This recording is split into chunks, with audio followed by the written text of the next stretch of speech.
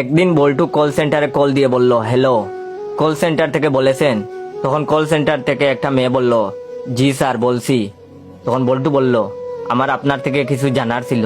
তখন কল সেন্টারের মেয়েটি বলল, অনুগ্রহ করে আপনার সমস্যাটি আমাকে জানান স্যার।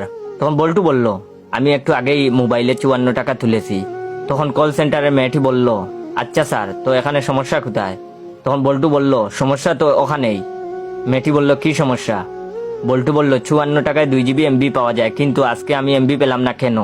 তখন মেয়েটি বলল, কারণ 54 টাকায় নয়, এখন 57 টাকায় 2 জিবি এমবি পাওয়া যায়। তখন বল্টু বলল, মানে কি এসবের? আমি তো 1 বছর আগে 54 টাকায় 2 জিবি এমবি কিনেছি। তখন মেয়েটি বলল, স্যার, 1 বছর আগে যেই অফার ছিল কিন্তু এখন নেই। তখন বল্টু বলল, আমি তাহলে এখন কি করব? তখন মেয়েটি বলল, আপনি আরো 10 টাকা তুলে নিন মোবাইলে, তারপর 2 জিবি এমবি কেনার কোড ডায়াল করলেই আপনি এমবি পেয়ে যাবেন। তখন বল্টু বলল, আরো 10 টাকা? তখন মেয়েটি বলল, জি স্যার। তখন বল্টু বলল, এই মগের মুল্লুক নাকি? হ্যাঁ। তখন মেয়েটি বলল, দুঃখিত, আমি আপনার কথাটি বুঝতে পারলাম না স্যার। তখন বল্টু বলল, আরে আমি এখন 10 টাকা তুলবো, তারপর 2 জিবি এমবি কিনবো, তখন আমার মোবাইলে 7 টাকার অবশিষ্ট থাকবে। আমি ডাটা অন করে এমবি ফুরাবো, এক সময় আমার সব এমবি ফুরিয়ে যাবে, তখন ডাটা অন থাকার ফলে আমার মোবাইলের অবশিষ্ট 60 টাকাও আপনারা কেটে নিবেন। সেটা টের পেয়ে আমি তাড়াতাড়ি ডাটা অফ করব, কিন্তু ততক্ষণে আমার মোট 64 টাকা আপনারা খেয়ে নিবেন। বলি, আপনারা কি রাক্ষস? 54 টাকায় খেয়ে পেট ভরে না, আর 10 টাকা বেশি খেতে চান? হ্যাঁ। বল্টুর এসব কথা শুনে কল সেন্টারের টাকা মেয়েটার অবস্থা করুণ থেকে আরো বেশি করুণ হয়ে গিয়েছে। বেচারি থম মেরে টেলিফোন কানে নিয়ে বসে আছে। তৎক্ষণাৎ বল্টুর চিৎকারে মেয়েটা লাফিয়ে উঠলো। আশেপাশের সব কলিগ বিস্ময়কর চাহনি দিয়ে দেখছে।